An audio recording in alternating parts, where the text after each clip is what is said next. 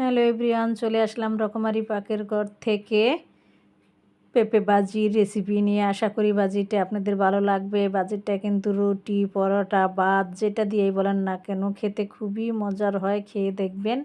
এখানে যে আমি পেঁপে নিয়েছি, পেঁপেটা দেখেন একটু পেকে গিয়েছে, এটাতে কোনো অসুবিধা নেই, একটু মিষ্টি মিষ্টি লাগবে আর ভালো লাগবে আশা করি। তারপরে যে আমি এইভাবে একটু মোটা করে কেটে নিয়েছি, কেটে ধুয়ে নিব, ধুয়ে একটু পানি দিয়ে ভিজিয়ে রাখবো যাতে পেঁপের কষটা চলে যায়।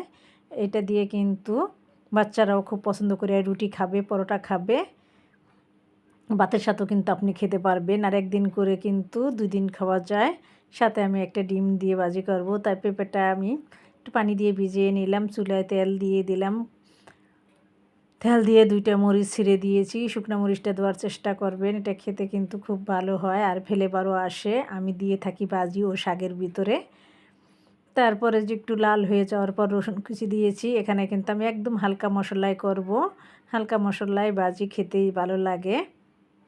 আর কোনো শুকনা মরিচ গুঁড়া দেবো না, যেহেতু শুকনা মরিচ দিয়েছি আর কাঁচা মরিচ দিব। তারপর রসুনটা একটু লাল হয়ে যাওয়ার পর আধা চা চামচ হলুদ আর আধা চা চামচ ধনে গুঁড়া দিয়ে দিচ্ছি, দিয়ে কিন্তু তার কোনো পানি দেইনি। তারপর ভাজিটা কিন্তু এই যে দিয়ে দিচ্ছি। আর পেঁপে ভাজিটা কিন্তু সবসময় একটু মোটা করেই কাটতে হয়, একটু মোটা করে কাটবেন, একদম আলু ভাজির মতো চিকন করতে যাবেন না, একটু মোটা করে কাটবেন। আশা করি আপনাদের ভালো লাগবে। এই যে দেখেন সম্পূর্ণ পেঁপেটাই আমি দিয়ে দিচ্ছি, দিয়ে পরিমাণ মতো লবণ দিয়ে দিবেন। তারপর পেঁয়াজ, কাঁচামরিচ যাই আপনি করে কেটে রেখেছেন সেটা দিয়ে দিবেন। আমি পেঁয়াজটা কিন্তু একটু মোটা করেই কেটেছি, ভাজির ভিতরে সবসময় একটু মোটা করে পেঁয়াজ দিতে চেষ্টা করবেন। কাঁচামরিচ ফালি করে দিয়েছি বেশ কিছু, যেহেতু এখানে আমি শুকনা মরিচ গুঁড়া দিব না, সেজন্য কাঁচামরিচ আর শুকনা মরিচ আস্ত যে দিয়েছি সেইটাই, আর কোনো মরিচ দেওয়া হবে না। নেড়ে চেড়ে কিছুক্ষণের জন্য ডেকে দেবো। আশা করি রেসিপিটি ভালো লাগবে, ভালো লাগলে শেয়ার করে অন্যকে দেখার সুযোগ করে দেবেন। আমার চ্যানেলটি ঘুরে আসার অনুরোধ রইল। অনেক ভিডিও আছে, আপনারা দেখে নিতে পারেন। যারা নতুন রাঁধুনি তাদের উপকার আসবে।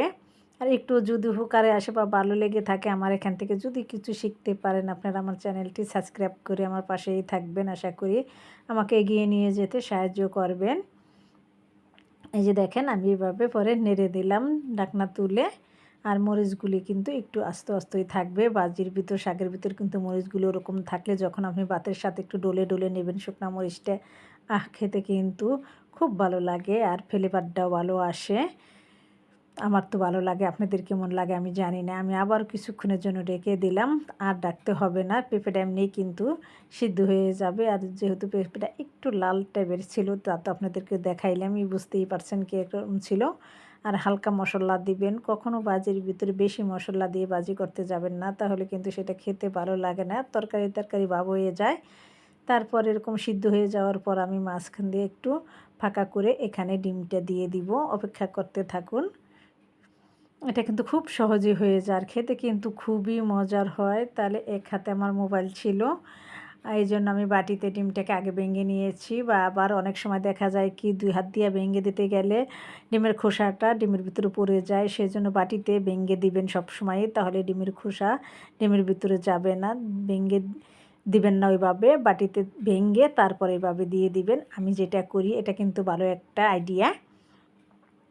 তারপর ডিমটা দিয়ে একটু অপেক্ষা করতে হবে যাতে ডিমটা আস্তে আস্তে একটু হয়ে আসে। তারপর আস্তে আস্তে এভাবে নেড়ে দিবেন, নেড়ে নেড়ে নেড়ে নেড়ে দেওয়ার পর দেখবেন যে সাইড দিয়ে সাদা হয়ে আসছে, ডিমটা হয়ে আসতেছে, তখন এই যে এভাবে নেড়ে সম্পূর্ণ ভাজির সাথে মিশিয়ে দিবেন। আপনি একটা না দিয়ে এখানে 2টাও দিতে পারেন, আপনার ইচ্ছা। ভাজিটা যদি বেশি হয় তাহলে তো ডিমও কিন্তু বেশি লাগবে, না হয় কিন্তু হবে না, তখন কিন্তু খেতেও ভালো লাগবে না, সেটা আমরা সবাই জানি।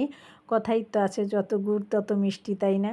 এই যে দেখেন আমার ভাজিটা কিন্তু একদম প্রায় হওয়ার পর্যায়ে হয়ে আসছে। এভাবে ভালো করে নেড়ে চেড়ে তারপর লবণটা দেখে নামিয়ে নেবেন। চাইলে আপনি সামান্য একটু জিরা গুঁড়াও দিতে পারেন, ধনেপাতা থাকলে ধনেপাতা কুচিও দিতে পারেন। আশা করি রেসিপিটি আপনাদের ভালো লাগবে। আর যে যেখান থেকে ভিডিওটি দেখছেন সবাই ভালো থাকবেন, সুস্থ থাকবেন, আমার জন্য দোয়া করবেন। আপনাদের জন্য অনেক অনেক দোয়া ও ভালোবাসা রইল। আবার দেখা হবে আপনাদের সাথে নতুন কোনো রেসিপি নিয়ে।